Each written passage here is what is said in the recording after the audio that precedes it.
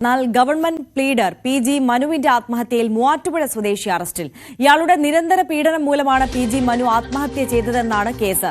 പിറവത്ത് ഒളിവിൽ കഴിയുകയായിരുന്ന പ്രതിയെ കൊല്ലം വെസ്റ്റ് പോലീസാണ് കസ്റ്റഡിയിലെടുത്തത്. വിനീഷ് തുടരുന്നുണ്ട്. വിനീഷ്, നമുക്കറിയാം PG മനുവിനെതിരായിട്ടുള്ള അതിജീവിതയെ പീഡിപ്പിച്ചു എന്നതടക്കമുള്ള കേസ്, തുടർന്നുള്ള വിവാദങ്ങൾ, ഈ ആത്മഹത്യ ചെയ്യുന്നതിന് ദിവസങ്ങൾക്ക് മുമ്പ് ഒരു വീഡിയോ വിവാദം അടക്കമുണ്ടായിരുന്നു. ഈ മൂവാറ്റുപുഴയിൽ നിന്നിപ്പോൾ പിടിയിലായിട്ടുള്ള ഈ വ്യക്തി, മൂവാറ്റുപുഴ സ്വദേശിയായിട്ടുള്ള ഈ വ്യക്തിയും ഈ കേസുമായിട്ടൊക്കെ എങ്ങനെ ബന്ധപ്പെട്ടിരിക്കുന്നു? ഇയാളുടെ ഒരു പങ്കിനെ കുറിച്ച് പോലീസ് എന്താണ് പറയുന്നത്?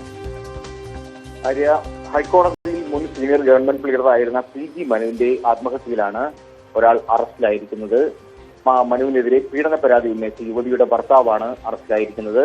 മൂവാറ്റുപുഴ സ്വദേശി 40 വയസ്സുള്ള ജോൺസൺ എന്ന ആളാണ് ഇപ്പോൾ പോലീസിന്റെ പിടിയിലായതും തുടർന്ന് അറസ്റ്റ് രേഖപ്പെടുത്തുകയും ചെയ്തിരിക്കുന്നത്.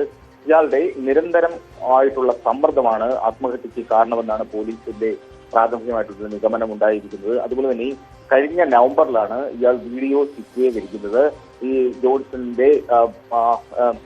ജോൺസന്റെ ഫോൺ പോലീസ് പരിശോധിച്ചു വരികയാണ്. അതിൽ നിർണായക വിവരങ്ങൾ പോലീസിന് ലഭ്യമാവുകയും ചെയ്തിട്ടുണ്ട്. അതുപോലെ തന്നെ ഈ വീഡിയോ കാണിച്ച് ഇയാൾ നിരന്തരം മനുവിനെ ഭീഷണിപ്പെടുത്തിയിരുന്നതായും പണം ആവശ്യപ്പെട്ടിരുന്നതായും പോലീസ് ഇപ്പോൾ കണ്ടെത്തിയിട്ടുണ്ട്.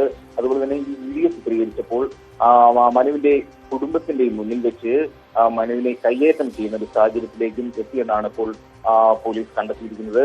അതുപോലെ തന്നെ പീഡനക്കേസിൽ ജാമ്യത്തിലിറങ്ങിയ മനു തനിക്കെതിരെ ആരോപണം ഉയർത്തിയ മറ്റൊരു യുവതിയുടെ വീട്ടിൽ